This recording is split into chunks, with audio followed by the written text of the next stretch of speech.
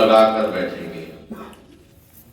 ओम भूर्भुवः स्वः तत्सवितुर्वरेण्यं भर्गो देवस्य धीमहि धियो यो नः प्रचोदयात्। ॐ यो भूतं च भव्यं च सर्वं यश्चादितिष्ठति स्वर्यस्य च केवलं तस्मै ज्येष्ठाय ब्रह्मणे नमः। यस्य भूमि प्रमान्तरिक्षमतोदरं दिवं यस्यक्रे मूर्धानं तस्मै ज्येष्ठाय ब्रह्मणे नमः। ॐ शांति शांति शांति। बोलो सत्य सनातन वैदिक धर्म की जय। महर्षि देव दयानंद जी महाराज की जय। बोलो भारत माता की जय। धन्यवाद।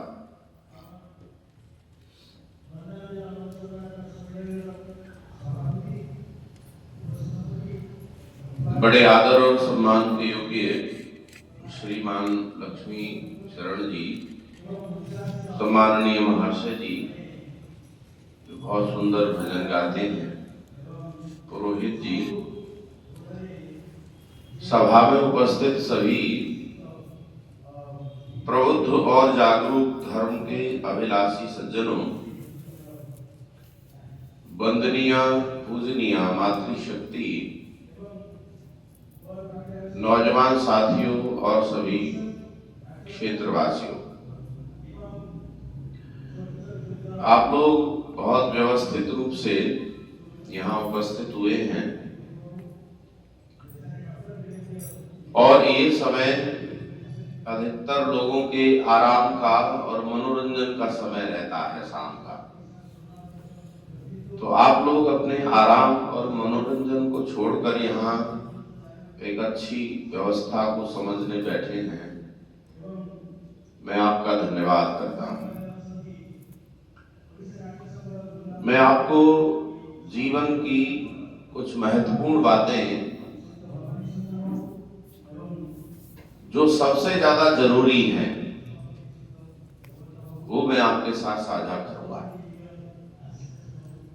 वैसे तो क्या है, हम कोई एक चर्चा लेके बैठ जाते हैं और बस अपनी चर्चा शुरू कर देते हैं।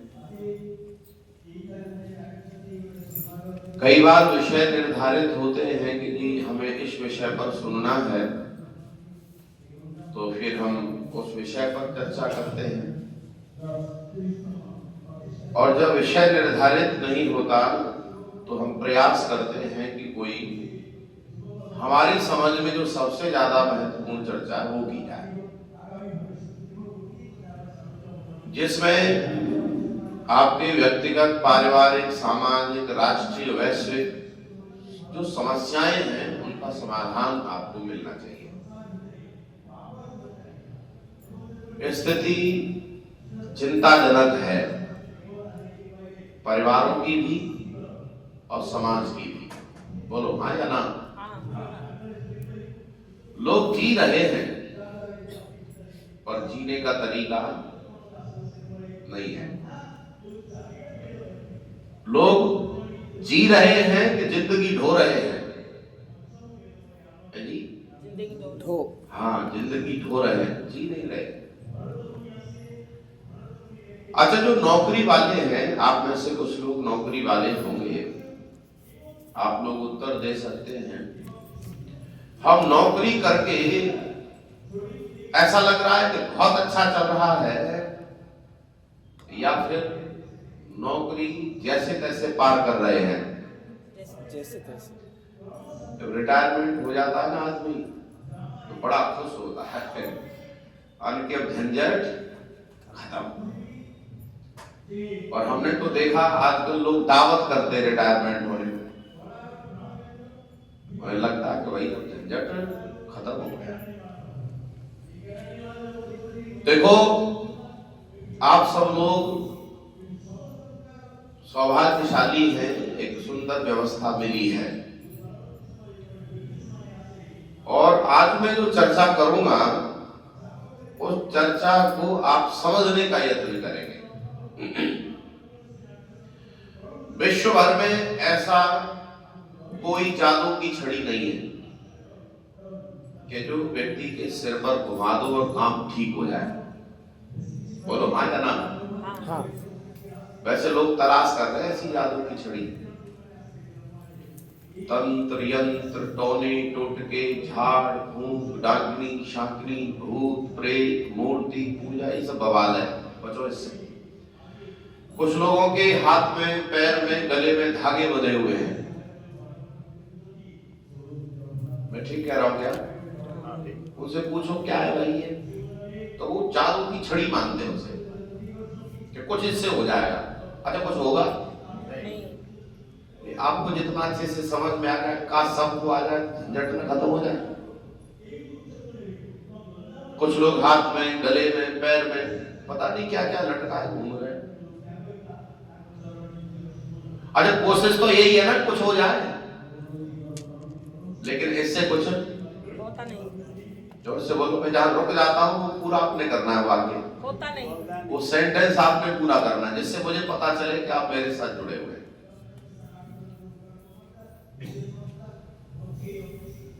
ये सिस्टम है क्या, कौन सा कार्य किससे सिद्ध होता है, ये जानना है। तो एक चर्चा है वैदिक सिद्धांतों में जिसे कहते हैं कारण कार्य। बोलो जी क्या कहते हैं? कारण कार्य। इसको समझ लो, सब ठीक हो जाएगा, सब ठीक हो जाएगा। सब शत्रु भी पता चल जाएगा, मित्र भी पता चल जाएगा,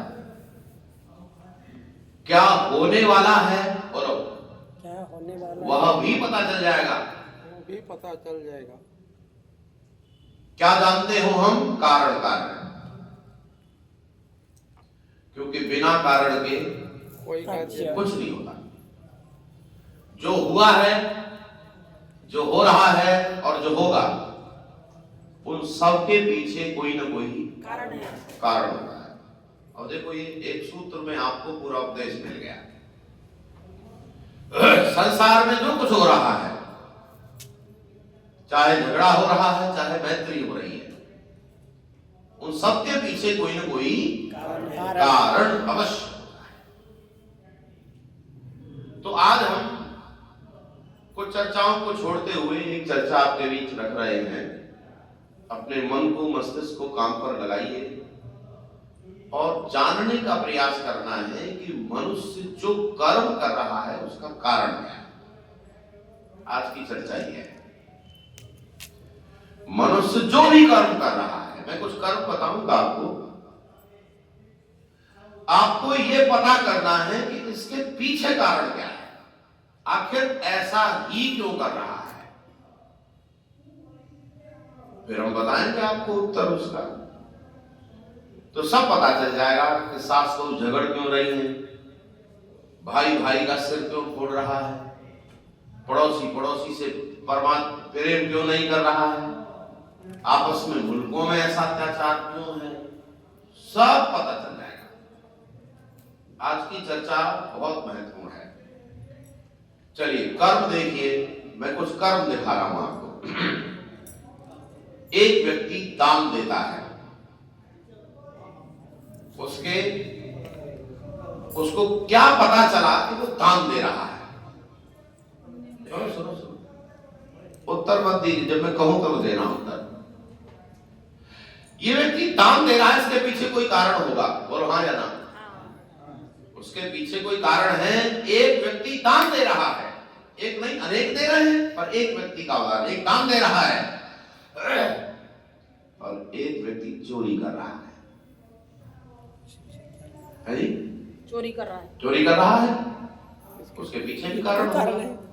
और कमाल की बात तो ये है, एक व्यक्ति हमने ऐसा भी देखा जो दान में से चोरी कर रहा है, दान में से चोरी कर रहा है। आपने देखा होगा वाउचर बनाते, रसीद, और आज कुछ चतुर लोगों ने, समझदार लोगों ने व्यवस्था की कि भाई नीचे कार्बन लगा दो, तो ऊपर जो लिखा गया है छप जाएगा, नीचे छप जाएगा। पर एक इससे भी ज्यादा चतुर आदमी देखा, ऊपर वाली व्यक्ति ने दिए 5,000 रुपए, जो लेने वाला था उसने ऊपर वाली पर्ची पर लिखे 5,000 और नीचे वाली पर्ची पर आए 500। कैसे कुछ घोटाला हुआ? कितने का हो गया? 4,500 का उसने घोटाला कर दिया। ये तीसरी नस्ल का आदमी मिला, एक दान देने वाला, एक चोरी करने वाला, और एक दान में से भी चोरी करने वाला। कमाल हो गया। एक संस्था है, उसमें पंखे लगने थे, पंखे लगने के लिए उसी संस्था के जिम्मेदार व्यक्ति को अकावे पंखे लगवा दे, पैसे हम दे देंगे संस्था की तरफ से। पंखा आया 2,000 का और बता दिया 5,000 का। वो भी चोरी। अच्छा, हो रहा है ऐसा कि नहीं? प्रश्न है क्यों हो रहा है, ये है प्रश्न। उसके पीछे कारण क्या है?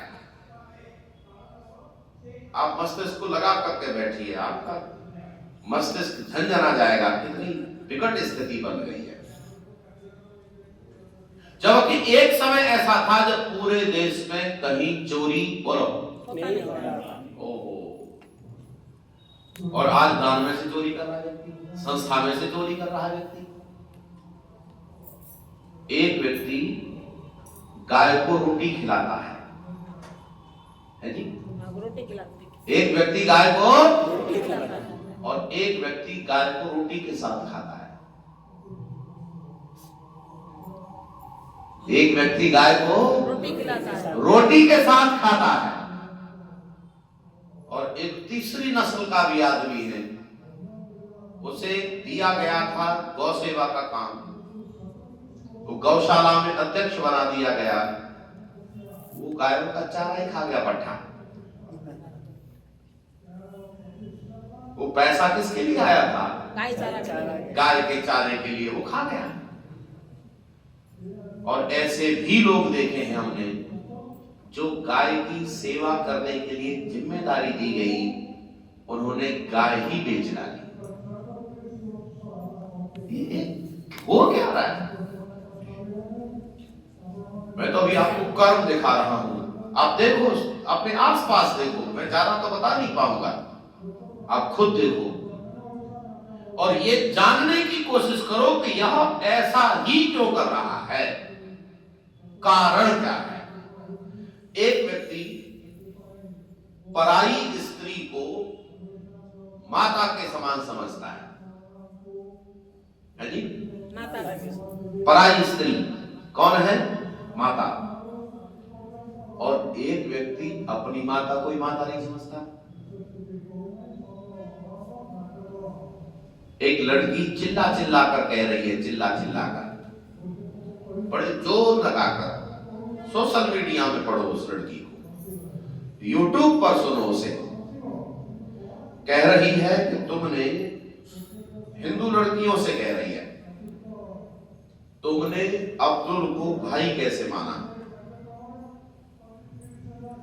तुमने अब्दुल को बोलो भाई कैसे माना? क्योंकि हमारे यहां भाई बहन का कॉन्सेप्ट है ही नहीं। ये लड़की को समझा रही, वो दिमाग में पड़ जाए। हमारे यहां भाई बहन का कोई कॉन्सेप्ट नहीं है, और भाई बहन का रे छोड़ो, हमारे यहां तो कोई रिश्ता ही नहीं है, केवल एक रिश्ता है, मर्द औरत। वो कह रही है मेरी चाची मर जाए तो मेरा विवाह चाचा के साथ हो सकता है, मेरी मामी मर जाए तो पापा के साथ, मामा के साथ, फूफी मर जाए तो बुआ फूफा के साथ, और अम्मा मर जाए तो ओ कितना खतरनाक खेल हो रहा है, और लोग इस खेल को समझ नहीं पा रहे। अच्छा, है समस्या छोटी है कि बड़ी है? कितनी बड़ी समस्या है। हमारे यहाँ कॉन्सेप्ट है कि हमारे यहाँ प्रत्येक स्त्री के साथ संबंध है, पवित्रता का संबंध है सबके साथ। पराई स्त्री माता के मातृवत पर दारांश, बड़ी है तो मां के समान है, बराबर की है तो बहन के समान है, और छोटी है तो बोलो बेटी के। ये संबंध है हमारे यहाँ सब संबंध पवित्रता के हैं। चाची है, मामी है, फूफी है, ये आदरणीय है सब। गलत दृष्टि से देखना अपराध है, लेकिन कैसा समय आ गया है, कैसा वातावरण बन गया है कि यहां कुछ भी चल रहा है। आए दिन रोज अपराध हो रहे हैं। लड़कियों के ऊपर अपराध हो रहे हैं, और समस्या यह है लड़कियां भी अपराध कर रही हैं। बोलो हाँ या ना? नहीं, ऐसा नहीं है कि केवल लड़कियों के ऊपर ही अपराध हो रहे हैं, लड़कियां भी पुरुषों के ऊपर अपराध। तो कहानी सुनी आपने? एक लड़की का विवाह हुआ, तीसरे दिन गई और पहाड़ी से मार के अपने पति को, कैसा रहा होगा उसके दिमाग में, क्या चल रहा होगा। तो अब आपको कुछ कर्मों को देखने के बाद क्या लगा? तो मैं उत्तर देता हूं आपको। कर्मों का कारण विचार होता है। जोर से बोलो एक बार, क्या होता है? कारण विचार, विचार, विचार और विचार। व्यक्ति के विचार कर्म कराते हैं, और बहुत अच्छे से समझना भाई, मैं इस समय जो चर्चा कर रहा हूं, अगर ये बात समझ में आ गई तो आप शेष जीवन को आराम से चला सकते हैं, कोई परेशानी नहीं आएगी, बाधाएं आएंगी दूर हो जाएगी। गिरता है विचार तो गिरता है आदमी, है जी? बोलो, गिरता है विचार तो गिरता है आदमी, और उठता है विचार तो उठता है आदमी। इसीलिए विचारों को संभालो, क्योंकि संभलता है विचार तो संभलता है। बोलो, संभलता है विचार तो संभलता है। आज की चर्चा कर्म का कारण विचार। अब विचार क्या है, कैसे आता है, कहां से आता है, कैसे करते हैं विचार, कैसे कर्म कराते हैं, ये समझना है। विचार का मतलब यहां अंग्रेजी में कोई एक थॉट नहीं है। विचार का मतलब है वैचारिक सामग्री, जिसे आप अंग्रेजी में डेटा कह सकते हैं, है जी? बोलो, क्या कह सकते हैं? डेटा।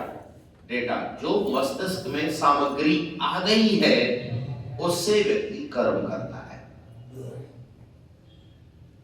इसको सैद्धांतिक रूप से समझते हैं। अब इस समय आप अपनी हर एक हरकत को अध्ययन करना, हर एक क्रियाकलाप जो कर रहे हैं उसका, बैठना, उठना, चलना, फिरना, खाना, सब क्रियाकलापों को पढ़ो, क्या कर ऐसा ही क्यों कर रहे हैं। तो महर्षि दयानंद ने एक पुस्तिका लिखी है, उसे आप सब पढ़ना। उस पुस्तिका का नाम है व्यवहार भानु। बोलो जी, क्या नाम है? व्यवहार भानु। व्यवहार भानु। अच्छा, कितने लोगों ने देखी है किताब?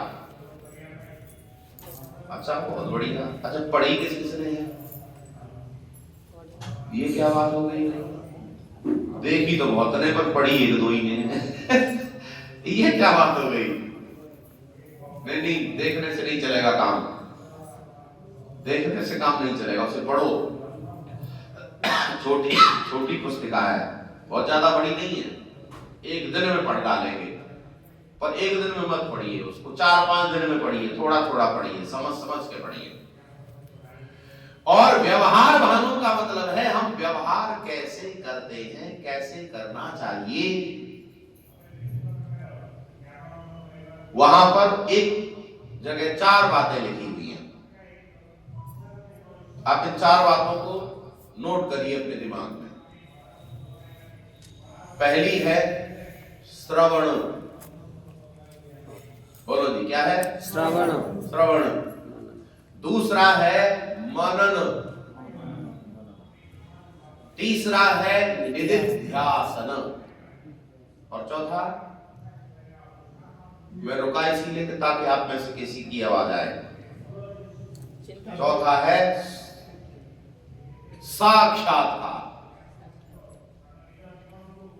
फिर से सुनिए, इनको समझिए क्या लिखा है। श्रवण, श्रवण माने सुनना। मनन, मस्तिष्क को दे दिया। ये कान किसको दे देते अपनी जानकारी? मस्तिष्क को। मस्तिष्क मनन करता है। निधिध्यासन का मतलब है निर्णय करना। बुद्धि निर्णय कर देती है, और फिर जो निर्णय बुद्धि करती है उसको करने का नाम साक्षात्कार है। और साक्षात्कार का मतलब व्यवहार है। बोलो जी, क्या बात पकड़ में आई? साक्षात का मतलब व्यवहार। वैसे क्या है साक्षात्कार का मतलब? हम लोग क्या समझते आए हैं अभी तक? तो ज्यादातर लोग ये समझ के आए हैं प्रभु की भक्ति है जी। साक्षात्कार का मतलब और कुछ नहीं समझा आपने। अच्छा, साक्षात्कार को अंग्रेजी में क्या कहते हैं? Self realisation, interview. अब समझ में आ जाएगा। अब इंटरव्यू का क्या मतलब है? साक्षात्कार छोड़ो, इंटरव्यू को समझाओ। है जी? सामना सामनी। आमना सामना नहीं। इंटरव्यू का मतलब है विषय का परिचय। है जी? विषय का परिचय, व्यक्ति का परिचय, विषय का परिचय। जैसे मेरा कोई व्यक्ति इंटरव्यू ले रहा है, तो मेरा इंटरव्यू अगर मेरे बारे में पूछ रहा है तो वो मेरा इंटरव्यू है। और अगर मेरे से कोई विशेष जानकारी ले रहा है तो उस विषय की जानकारी का इंटरव्यू है। इसीलिए यदि हम परमेश्वर से जुड़ रहे हैं तो वो परमेश्वर का साक्षात्कार होगा, और अगर हम किसी व्यक्ति से मिल रहे हैं तो व्यक्ति का साक्षात्कार होगा। यदि हम किसी वस्तु से मिल रहे हैं तो वस्तु का साक्षात्कार होगा। अर्थात ये संपूर्ण प्रक्रिया का एक नाम है व्यवहार। जोर से बोलो, क्या है? व्यवहार। व्यवहार। अच्छा, इंटरव्यू बिहेवियर कैसे, समझ में आ गया कि नहीं? अर्थात मैं पानी पी रहा हूं तो पानी का साक्षात्कार हो रहा है, पानी के साथ व्यवहार हो रहा है। अर्थात मेरे संपूर्ण व्यवहार का नाम साक्षात्कार है। और ये व्यवहार मेरा संपूर्ण क्रिया, कलाप, कर्म, ये किस पर आधारित है? कैसे सुनो, यहां पर आइए। पहले पर आधारित है। श्रवण। श्रवण होगा तो मनन होगा। बिना श्रवण के मनन नहीं होगा, बिना मनन के निर्णय नहीं होगा, और बिना निर्णय के व्यवहार भी नहीं होगा। आप यही डटे रहिए, अपने दिल को थाम कर बैठिए ताकि बात स्पष्ट हो जाए। आप कंप्यूटर चलाते हैं। अब हम कंप्यूटर की भाषा में इस विषय को रखेंगे, आप देखेंगे वहां भी यही चल रहा है। कंप्यूटर में 3 बातें हैं। मैं एक बताऊंगा, 2 आपने बतानी है। देखते हैं कौन कितना सही बताता है। वैसे जानते आप सब हैं लगभग। मैं एक बताऊंगा, 2 आपने बतानी है और जल्दी से बतानी है। पहली बात है इनपुट, दूसरी बताओ आउटपुट। हाँ, आउटपुट नहीं है, प्रोसेसिंग। बहुत बढ़िया, प्रोसेसिंग प्रोसेसिंग है दूसरी। आउटपुट तो तीसरे नंबर पर है। पहला नंबर है इनपुट, और बिना इनपुट के प्रोसेसिंग नहीं होगा, और बिना प्रोसेसिंग के आउटपुट नहीं होगा। आउटपुट नहीं होगा। यहां 4 बातें हैं, यहां 3 बातें हैं, ये दोनों एक ही बात है। बोलो हाँ या ना? यस। ये क्या है? श्रवण, इसका मतलब है इनपुट। ये क्या है? मनन, इसका मतलब प्रोसेसिंग। ये क्या है, यहां 4 क्यों बन गए? ये जो तीसरा ये क्या था, निधिध्यासन, निर्णय करना, इसका मतलब है प्रोसेसिंग का लास्ट स्टेज, प्रोसेसिंग का लास्ट फॉर्म है। अभी आउटपुट नहीं निकाला आपने, फाइनल स्टेज। इसके बाद इसको जैसे ही क्लिक करेंगे, जैसे ही कमांड देंगे, आपका आउटपुट आ जाएगा। तो ये 4, ये तीनों एक ही बात है कि नहीं? अब पता चला व्यक्ति का जो आउटपुट है, ये जो व्यवहार है, ये आउटपुट है, और ये ज्ञान पर आधारित है। जैसा ज्ञान वैसा कर्म। क्या बात पढ़ने में आई? बोलो। जैसा ज्ञान जैसा ज्ञान वैसा कर्म, और जितना ज्ञान उतना कर्म। चलिए अब आप अपने जीवन पर आइए, फिर हम आगे बढ़ेंगे। आपके पास आप क्या है, आपके पास क्या सामान है? मेरा प्रश्न आप समझ नहीं पाए होंगे, क्योंकि सामान का मतलब पैसे, मोबाइल, ये नहीं पूछा जा रहा है। मैं क्या हूं, मेरा जीवन क्या है? तो देखो, हमारा जो जीवन है वो 2 चीजों से मिलकर बना है, एक शरीर और एक आत्मा है जी। बोलो, मूल में क्या है हमारे पास? 2 ही चीजें हैं। बोलो क्या क्या है? शरीर और आत्मा। शरीर और आत्मा, ठीक है जी। अच्छा, आत्मा कैसा है? जो अजर है, अमर है, कभी मरता नहीं है, कभी जन्म भी नहीं लेता। वो तो शरीरों में आता रहता है, आगे चलता रहता है।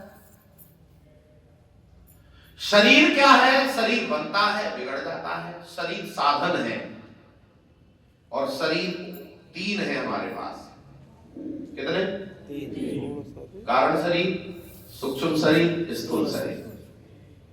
अर्थात आत्मा जिनसे काम करेगी वो 3 साधन हैं, और इन तीनों साधनों को भी हमने और थोड़ा सा स्पष्ट किया, करने का प्रयास कर रहे हैं। आप सुनो, आत्मा अपने आप कोई कर्म नहीं करती बिना साधन के। जैसे हाथ चाहिए कि नहीं? बिना हाथ के काम होगा।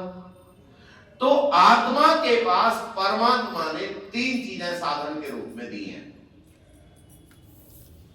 आप ध्यान देना जरा, आपसे मैं पूछूंगा फिर कि चौथी कोई बताओ, आपको दिमाग में लगाना, फिर बताना है चौथी कोई चीज है क्या, कि ये 3 ही है। पहले सुनते हैं, पहला है ज्ञानेंद्रियां। बोलो, आत्मा को क्या मिला? ज्ञानेंद्रियां मिली। दूसरा मिला अंतःकरण, और तीसरा मिला कर्मेंद्रियां। ज्ञानेंद्रियां, अंतःकरण और कर्मेंद्रियां। अच्छा, ज्ञानेंद्रियों में क्या क्या है? लगाइए अपना दिमाग। आंख, कान, नाक, जिह्वा और पूरे शरीर पर त्वचा। ये क्या है? ज्ञानेंद्रियां। अंतःकरण में क्या क्या है? मन है, बुद्धि है, ये 2 चीजें प्रमुख हैं वहां। चित्त और अहंकार भी विकल्प से बता, चित्त भी मन का पार्ट है, एक तरह का अहंकार है। कितनी चीजें बोलो? मन, बुद्धि, चित्त, अहंकार। मन, बुद्धि, चित्त, अहंकार, ठीक है। अच्छा, कर्मेंद्रियां कौन कौन सी हैं? कर्मेंद्री सबसे ज्यादा तेज कर्मेंद्री है वाणी। ये जीभ 2 काम करती है। जब खाती है तो रसना बनती है, ज्ञानेंद्रिय होती है, और जब बोलती है तो कर्मेंद्री बन जाती है। जीभ है, हाथ है, पैर है, और पायु है, उपस्थ है, मलेंद्रिय है, जननेंद्रिय है। ये 5 कर्मेंद्रियां हैं। अच्छा बताओ, आपके पास इन तीनों पार्टों में से कोई चौथी और चीज है क्या? ज्ञानेंद्रियां, अंतःकरण, कर्मेंद्रियां, और कोई बताओ, और कुछ रह गया क्या? बुद्धि। ध्यान तो दो आप। बोलो, बुद्धि आई कि नहीं? हाँ, अंतःकरण। कहाँ आई? अंतःकरण में आ गया। अंतःकरण में, इसीलिए तो मैंने 2-3 बार दोहराया था, मन, बुद्धि, चित्त, अहंकार। बताओ, और कुछ बताओ, कुछ रह गया कि सब आ गया? है जी? अरे आत्मा के पास है ये सामान। आत्मा नहीं, आत्मा कोई अलग वस्तु, आत्मा के लिए काम है ये सामान। आत्मा के पास और क्या काम है, ये पूछा जा रहा है। बोलो, सब आ गया? इसको 3 भागों में बांटकर अब कंप्यूटर की तरह और पहले सिद्धांत की तरह देखिए, ज्ञानेंद्रियां इनपुट है, अंतःकरण प्रोसेसिंग है और कर्मेंद्रियां आउटपुट है। अर्थात जो आप कर्म करते हैं वो ज्ञानेंद्रियों के ज्ञान पर आधारित होता है। ज्ञानेंद्रियों से ज्ञान अगर ठीक इकट्ठा किया गया है तो प्रोसेसिंग ठीक होगा, और प्रोसेसिंग ठीक हुआ है तो बोलो दोस्तों, कर्म भी ठीक होगा। बोलो, बात पकड़ में आ गई कि नहीं? मूल में क्या है? मूल में है ज्ञान। जोर से बोलो, क्या है? ज्ञान। और ज्ञानेंद्रियां ज्ञान इकट्ठा करती है और अंतःकरण को दे देती है। ज्ञानेंद्रियां जब अपने विषय में दौड़ती हैं तो ज्ञान इकट्ठा करती हैं। आत्मा के पास कोई ज्ञान नहीं है जी। जरा फिर से सुनिए, आत्मा के पास अपना निजी कोई ज्ञान नहीं है। मैं आपसे अब एक प्रश्न करूंगा, उसको आप बहुत गंभीरता से सुनेंगे और उत्तर देंगे। मेरे सामने एक कंप्यूटर रखा हुआ है, लैपटॉप, डेस्कटॉप, कंप्यूटर, और हम सब उसे चलाना चाहते हैं। हम सब चलाएंगे उसे। तो प्रश्न को सुनना है और उत्तर तैयार कर लेना है मस्तिष्क में कि मेरे जो प्रश्न सुना है मैंने उसका ये उत्तर है। उत्तर देना नहीं है आपको, उत्तर मैं दूंगा क्योंकि एक ही उत्तर है, 2 उत्तर नहीं है इसके, एक ही उत्तर है बस।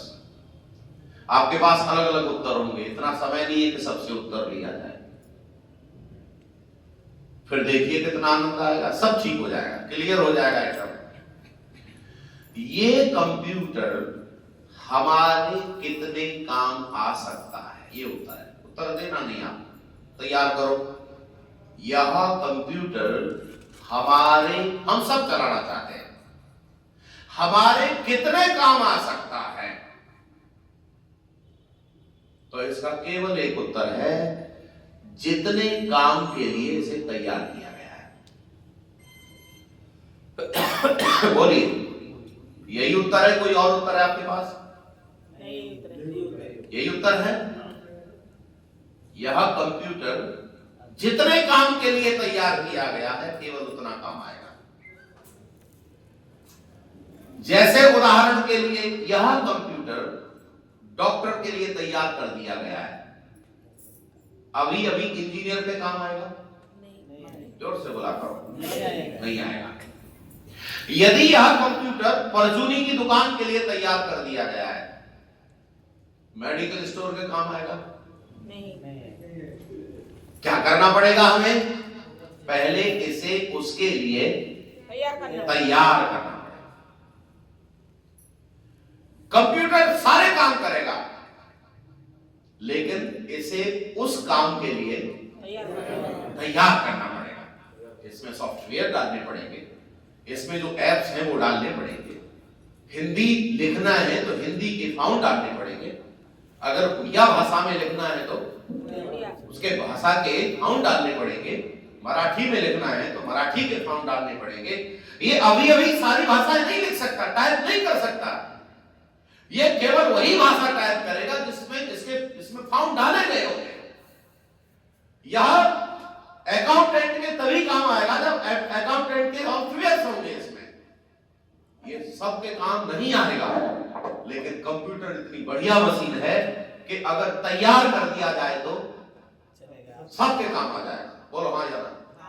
तैयार कर दिया जाए तो सबके काम आ जाएगा। आपने इतना अच्छे से समझ लिया है। आइए अब देखो, ठीक हो रहा, सब एकदम साफ हो रहा है। आप में से अब किसी भी व्यक्ति को यहां खड़ा कर दिया जाए, और आप में से ही क्यों, पूरे प्रांत में, पूरे देश में, पूरे विश्व भर में से, ऑल ओवर वर्ल्ड, पूरे विश्व में से किसी भी व्यक्ति को लाकर यहां खड़ा कर दिया जाए, प्रश्न किया जा रहा है, उत्तर आपने देना है, यह मनुष्य हमारे कितने काम आ सकता है, क्या क्या कर सकता है, बोलो। इसके लिए भी वही बात है, जितने काम के लिए यह तैयार हो सका है, बोलो हाँ या ना। मनुष्य, कोई भी मनुष्य सारे काम कर सकता है क्या? क्या करेगा? अगर उसे आपने अच्छे काम के लिए तैयार किया है तो अच्छे करेगा, और गलत काम के लिए तैयार हो गया है तो वह गलत ही करेगा। बोलो, सब प्रश्नों का उत्तर मिला के नहीं। ये आतंकवाद क्यों? क्योंकि खोपड़ी खराब कर दी। ये झगड़ा क्यों? क्योंकि वो अच्छी विचारधारा आई ही नहीं। ये चोरी क्यों कर रहा है? क्योंकि इसके दिमाग में दान देने के संस्कार, अरे बोलो, नहीं पड़े। उत्तर मिला है। वैसे मनुष्य कुछ भी कर सकता है, बोलो हाँ या ना। कुछ भी कर सकता है, कुछ भी, कोई भी भाषा सीख सकता है संसार की, बोलो हाँ या ना। नोट करो, यहां सब सीखना पड़ता है। ये अगर जिस दिन नोट हो गया उस दिन आप सीखने पर लग जाएंगे, आप पढ़ने पर लग जाएंगे, आप जानकारी करने पर लग जाएंगे, लोगों को बताएंगे कि भाई वो सीख ले। अगर ये बात बच्चों को पता चल जाती है समय से पहले तो वो लाइन पर लग जाते हैं और बहुत बेहतर सीख लेते हैं। एक बार यहां सब सीखना, सब कुछ। मनुष्य को आप दुनिया की कोई भाषा सिखा सकते हैं, कोई भाषा, बोलो हाँ या ना। और भाषा बोलेगा ही वही तो सीखी है। एक बात और सुनो, ये भाषा, जिसने जो भाषा सुनी है केवल उसी भाषा को बोल सकता है मनुष्य, बोलो हाँ या ना। अब पता चला ये इनपुट है और ये प्रोसेसिंग। पहले यहां से यहां जाएगी भाषा, फिर यहां से यहां निकलेगी। बोलो, सिस्टम समझ में आ गया कहीं? ये है मूल आधार व्यक्ति के काम करने का।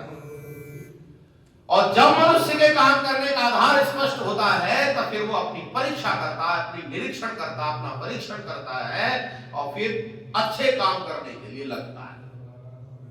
और जो इस सिद्धांत को नहीं समझ पाता वो कहीं भी भटकता रहता है। और कुछ लोग, चालाक लोग, उनका लाभ लेते हैं। बच्चा कुछ जानता है, अरे बोलो हाँ या नहीं। इसीलिए बच्चे को कुछ भी कराया जा सकता है। आप उसे चाहे तो आप शाकाहारी बना दो या मांसाहारी बना दो। आप उससे किसी से नमस्ते करवा लो, चाहे गाली दिलवा लो। अरे बोलो हाँ या ना। हम उसे यहां से उसको प्रेरित कर रहे हैं। ये है आदमी के चलाने का साधन। उंगली पकड़ के नहीं चलता बच्चा।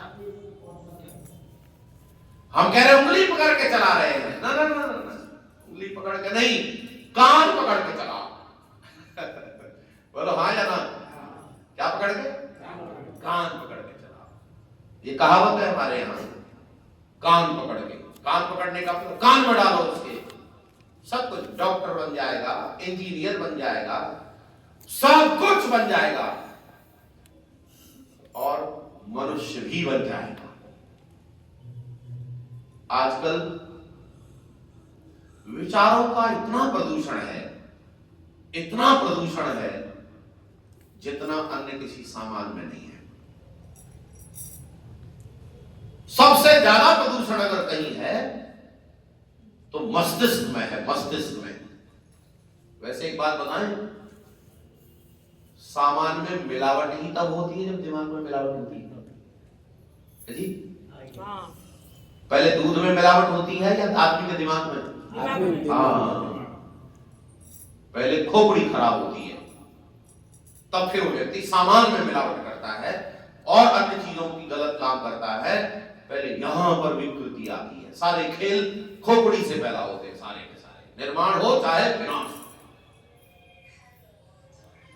अच्छा, अब आप निर्माण की बात करेंगे, देखेंगे कौन क्या बना रहा है।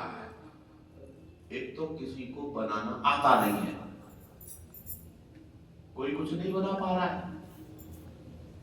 ये बनाने का काम, सही निर्माण का काम अगर कोई जानता है तो केवल आर्य समाज जानता है, दूसरा कोई नहीं जानता। मैं सिद्ध करूंगा आपके भी।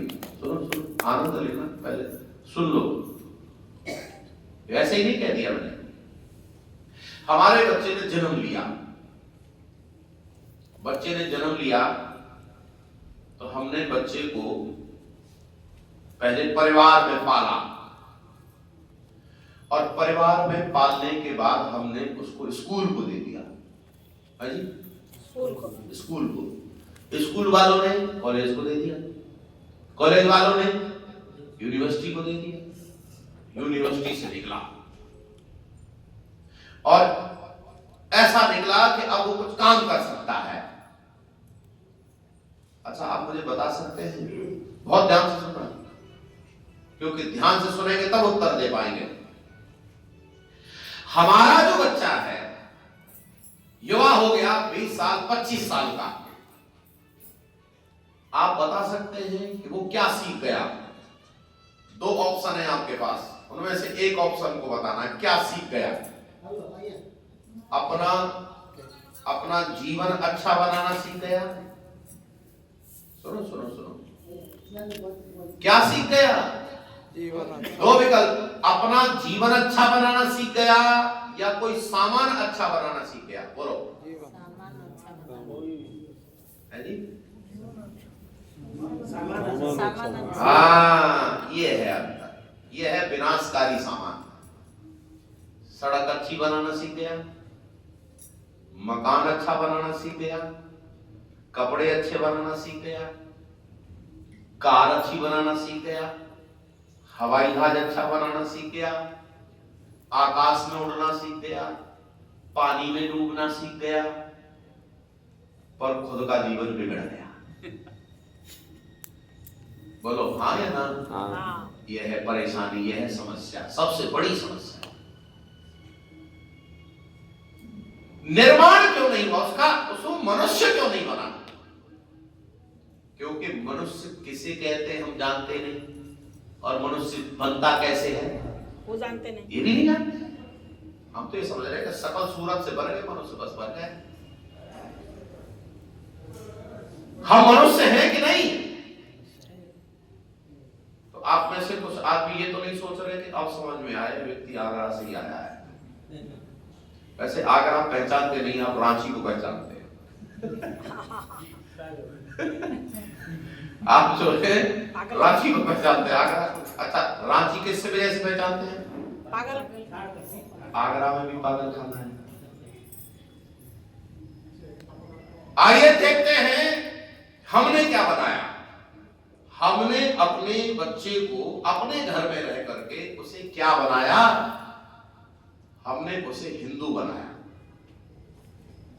मुसलमानों ने मुसलमान बनाया, जैनियों ने, ईसाइयों ने, पारसियों ने मनुष्य नहीं बनाया। अब तो एक प्रश्न तो यह है कि हिंदू बराबर मुसलमान, हिंदू बराबर मनुष्य, मुसलमान बराबर मनुष्य, क्या हाँ या ना? है जी? हिंदू बराबर मनुष्य। मेरा प्रश्न समझ में आ रहा है? नहीं। क्या हिंदू बनने के बाद मनुष्य बन गया, हाँ या ना? नहीं बना। है जी? नहीं बना। क्या मुसलमान बनने के बाद मनुष्य बन गया? नहीं बना। अगर मनुष्य बन जाता तो किसी के साथ अत्याचार, जोर से बोलो, नहीं होता। क्योंकि मनुष्य किसी के साथ अत्याचार नहीं करता, अन्याय नहीं करता। मनुष्य अगर बन जाए तो बोलो हमने अपने घर से मनुष्य बनाया, हाँ या ना? नहीं बनाया, बना ही नहीं पाए, हम जानते नहीं बनेगा कैसे। चलो, हमने स्कूल को दे दिया, कॉलेज को दे दिया, यूनिवर्सिटी को दे दिया, इन शिक्षण संस्थानों ने क्या बनाया? डॉक्टर बनाया, इंजीनियर बनाया, वकील बनाया, आईएएस बनाया, पीसीएस बनाया। अच्छा, ये शिक्षण संस्थान मनुष्य बना पाए, हाँ या ना? नहीं बना पाए। डॉक्टर बराबर मनुष्य? नहीं, डॉक्टर अलग बात है और मनुष्यता अलग बात। वह डॉक्टर मनुष्य है जो मरीज को ईमानदारी से चिकित्सा करता है। वह डॉक्टर बिल्कुल मनुष्य नहीं है जो मरीज को आय का साधन मानकर उसका चिकित्सा करता है, और वो तो बिल्कुल मनुष्य क्या राक्षस से भी नीचे है जो डॉक्टर लोगों की किडनी चुराकर बेच देता है। अद्भुत खेल है। अच्छा, अगर हम मान के भी चले कुछ डॉक्टर मनुष्य बन भी जाते हैं तो कितने % होंगे वो मनुष्य वाले डॉक्टर? 5%। 1, 2, 5 तो बहुत ज्यादा है। इसका मतलब हमारे शिक्षण संस्थान मनुष्य नहीं बना पाए, ना घर मनुष्य बना पाया, ना शिक्षण संस्थान मनुष्य बना पाए। फिर ये बच्चा कहां जाएगा? तो ये सरकार के पास चला गया कि भाई तुम हमें कुछ बना दो। तो सरकार ने भी बना दिया, पर सरकार ने ऐसा बना दिया, मोहर लगाकर बना दिया और प्रमाण पत्र दे दिया। क्या बना दिया उसने? जाट, नाई, धीवर, गुजर, पंडित, यादव, आपके यहां भी कुछ जातियां होंगी कुछ अलग अलग। सरकार ने बनाया कि नहीं? हाँ। अच्छा, मनुष्य बनाया क्या? नहीं। आहा, ये जातियां बहुत खतरनाक है। इन्होंने मानवता की हत्या की है। जातिवाद ने मानवता की, जोर से बोलो, हत्या की। हम मनुष्य जाति के लोग होने के बाद भी उसमें अलग अलग जातियां बन करके मैं नीचा हूं तू ऊंचा है, ये वो है, ऐसा व्यवहार करना मानवता के प्रति बहुत बड़ा अपराध है। और यह कब खत्म होगा? जब मनुष्य मनुष्य बन जाएगा। मनुष्य को मनुष्य बना दो, वह सामने वाले व्यक्ति से गलत व्यवहार करना, बोलो, बंद कर दे। गलत व्यवहार नहीं करेगा। उसके लिए यह कहां से आया है यह मायने नहीं रखता। यह कौन जाति का है, केवल एक बात मायने रखती है कि व्यक्ति करता क्या है, बस, और कोई नहीं। मानवता में केवल इतना देखना है कि यह सही करता है या गलत। बस 2 चीज देखी जाएगी। कौन स्थान पर जन्मा है, कौन जगह से आया है, कौन सी भाषा बोलता है, इसका कोई औचित्य नहीं है। औचित्य अगर किसी का है तो केवल उसके व्यवहार का है। यह अच्छा व्यवहार करता है या गलत व्यवहार करता है। यदि अच्छा व्यवहार करता है तो वह आदरणीय है, और गलत व्यवहार करता है तो वह दंडनीय है। जोर से बोलो हाँ या ना। हाँ। ये व्यवस्था लागू कर दो, सारे संसार में शांति हो जाएगी। इसी को मानवता कहते हैं। हम मनुष्य नहीं बना पाए। क्यों नहीं बना पाए? क्योंकि हम जानते नहीं। आओ बंधुओं, हमारे घरों में कुछ ऐसा वातावरण बनाओ जिससे प्रतिदिन लोग संध्या करें। आपका मनुष्य बन जाएगा। प्रतिदिन क्या करो? अरे जोर से बोलो, संध्या। ईश्वर की भक्ति के लिए थोड़ी देर शांत चित्त बैठकर प्रभु का ध्यान करो। और बच्चों से आप जो कराना चाहते हो पहले खुद करो। बच्चों से मोबाइल छुड़ाना चाहते हो, हाँ या ना? हाँ। तो आप भी छोड़ दो। बच्चों के सामने मोबाइल बंद करो। कमाल की बात है, आप मोबाइल चला रहे, बच्चे से कह रहे मत चला। एक बच्चे ने पूछ लिया कि हम क्यों ना चलाएं, तुम क्यों चलाते हो? तो बच्चे को पिताजी ने कहा ये दिमाग खराब करता है। तो बच्चा कहता है फिर तुम क्यों दिमाग खराब करते हो? ऐसे तुम क्यों दिमाग खराब करते हो? आप बच्चे को समझाओ क्यों दिमाग खराब कर रहे हो। अच्छा, आपने दलील दी, हम बड़े हो गए हैं। अच्छा, बड़ों का दिमाग खराब नहीं होता क्या?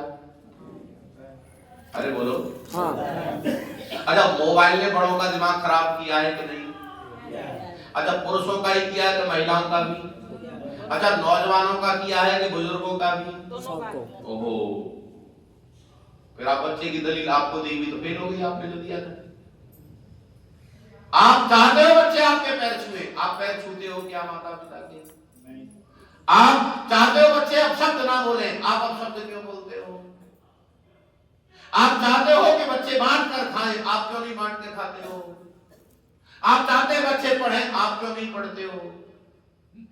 आप चाहते हैं बच्चे समय से जगें, हम नहीं। अरे बोलो, आप सोते रहो बच्चे से कि जल्दी जग जा, यानी कि यार ये बहुत चतुराई का काम कर रहे हो। खुद सोते रहो, हमें सही समय से जगाओ। नहीं, जो बड़े करते हैं वही बच्चे करते हैं, क्योंकि उन्हें इनपुट कहां से आएगा? जोर से बोलो जरा, इनपुट कहां से आएगा? और बिना इनपुट के आउटपुट नहीं होगा। आउटपुट सही चाहते हो, इनपुट गलत कर रहे हो। अच्छा, कितनी बात समझ में आ गई हमारे कि हमारा जो संपूर्ण व्यवहार है वो ज्ञान पर आधारित है, ज्ञान पर। इसीलिए जैसा ज्ञान वैसा कर्म, और जितना ज्ञान उतना करें। ठीक है जी। चलिए,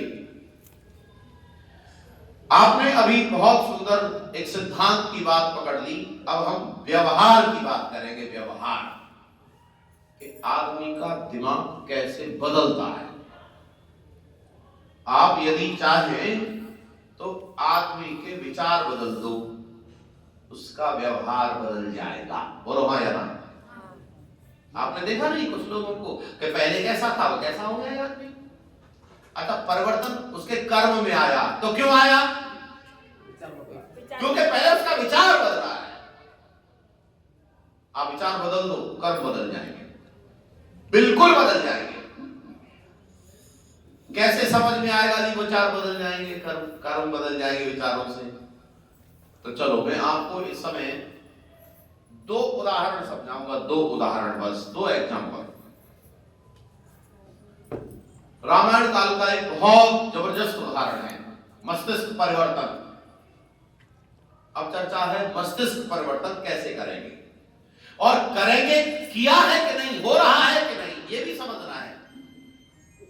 हमारे ऊपर कितने लोगों के एक्सपेरिमेंट चल रहे हैं, हमारे दिमाग बदल दिए।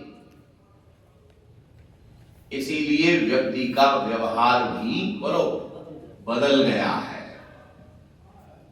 100 साल पहले का आदमी देखो, 1000 साल पहले का आदमी देखो, 10,000 साल पहले का आदमी देखो। आप जैसे पीछे जाएंगे आदमी कर्मठ मिलेगा। बोलो कैसा मिलेगा? कर्मठ। और आज का आदमी कर्मठ है कि निकम्मा? निकम्मा। हाँ, ये विचार बदला, विचार बदला तो निकम्मा हो गया आदमी। उस समय पीछे जाइए, ईमानदार मिलेगा, पवित्र मिलेगा। जैसे जैसे हम आगे बढ़ते आए विचार बदलते रहे, और अब आदमी का कोई धर्म ईमान नहीं है। अरे बोलो हाँ या ना? कुछ भी कर सकता है, कुछ भी खा सकता है, कहीं भी जा सकता है, क्योंकि ये निर्णय ठीक हो ही नहीं पा रहा है, क्योंकि इनपुट अच्छा नहीं आया। रामायण काल में एक बहुत प्रसिद्ध घटना है, उसमें एक बहुत प्रसिद्ध महिला है, उसका नाम है मंथरा। सब जानते हैं कि नहीं? मंथरा कौन है? मंथरा हाँ, महारानी कैकेयी की दासी है, कैकेयी की सेविका है। बहुत अच्छे से समझना इस घटना को। महिलाओं में एक गुण होता है, विशेष गुण, पुरुषों से ज्यादा जानने की इच्छा। बोलो हाँ या ना? पुरुषों से ज्यादा। और अगर ये जानने की इच्छा को और अच्छे से समझना चाहते हो, तब देखो जब मोहल्ले में लड़ाई हो जाए तो ये बताओ सबसे ज्यादा उत्सुक कौन रहता है? महिला। अब नहीं बोलेगी मैंने अब नहीं बोलेगी। अरे बोलो सबसे ज्यादा जानने की इच्छा किसकी रहती है?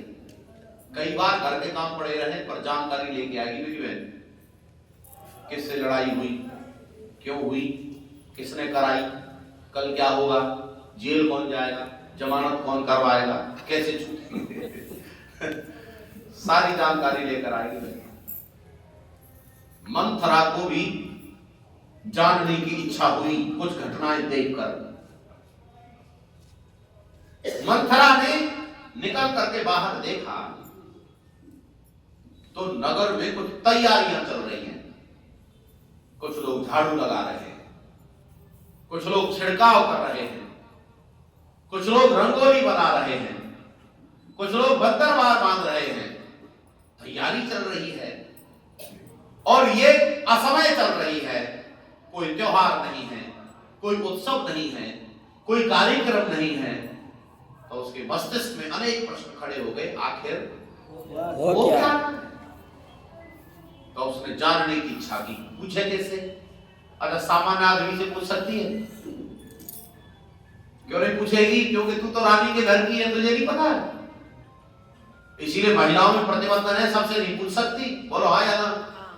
सबसे नहीं पूछ सकती। वो उसी से पूछेगी जिससे कोई दोष ना लग जाए। खैर इधर उधर हड़बड़ाहट में एक बात समझ में आई, ऊपर चढ़ के देखा तो वो अट्टालिका पर चढ़ गई और अट्टालिका पर चढ़कर और ज्यादा प्रश्न पैदा हुए और तैयारी दूर दूर तक देखी, कोई झंडे लगा रहा है, कोई कर रहा है। ओहो, एक समाधान मिला। बराबर वाली जो अट्टालिका थी वो माता कौशल्या की थी। माता कौशल्या की अट्टालिका पर उनकी सेविका तैयारी कर रही। मैंने चलो घर का मामला है, पूछ लिया मैंने, भाई प्रोग्राम क्या है? माता कौशल्या की सेविका से मंथरा ने पूछा, ये क्या कर रही है तू? क्या हो रहा है? उसने बता दिया, श्री राम के राज्याभिषेक की तैयारी। ओहो, तुरंत माथा झंझन आ गया। लेकिन तुझे पता नहीं है? मैं ये देखती हूँ महारानी की कहीं को पता है क्या? वो तुरंत उतर कर आई और सीधे महारानी के कक्ष में गई। महारानी विश्राम कर रही हैं। महारानी विश्राम कर रही हैं तो मंथरा कहती है, तुम अब सोती रहो, तुम्हारा भाग्य भी अब सोने वाला है। ये बातें स्टाइलदार हैं और मैंने अनुभव किया है इस तरह की बातें मेरी बहनें बहुत चतुराई से करती हैं, बहुत चतुराई से। तो मंथरा ने जैसे ही कहा तो महारानी केकई कहती है, तेरा दिमाग तो ठीक है, कुछ भी बोले चली जा रही। अरे आखिर हुआ क्या है? क्या समस्या है? क्या जानकारी है तुझे? तो मंथरा कहती है, मेरे पास जो जानकारी है चौंक जाओगी, आश्चर्य होगा, बता जल्दी से। तुरंत बता दिया क्या होने वाला है। राज्याभिषेक, राम का राज्याभिषेक होने वाला है। ओहो, अब आपके पास प्रश्न आ रहा है, संभालना। राम का राज्याभिषेक होने वाला है, ऐसा सुनकर के केकई को अच्छा लगा कि बुरा? अच्छा, बहुत बढ़िया। इसका मतलब आप खूब अच्छे से पढ़ते हैं। महारानी केकई को अच्छा लगा, और अच्छा नहीं लगा, बहुत अच्छा लगा। कितना अच्छा लगा? बहुत अच्छा लगा। अपने गले का कीमती हार उतार करके मंथरा को दे दिया, भेंट। ले, तेरा उपहार, तेरा पुरस्कार है तेरा। तूने बहुत बढ़िया बात बताई है। हमारे ब्रज में अगर कोई बढ़िया बात बताता है ना तो एक कहावत है ब्रज में, तेरे मुंह में वो अचार भी लगते हो। अच्छा, घी शक्कर पुराने समय में मीठे के समय स्थान पे यही होता था, और तेरे मुंह में घी शक्कर, बहुत बढ़िया बात बताई है।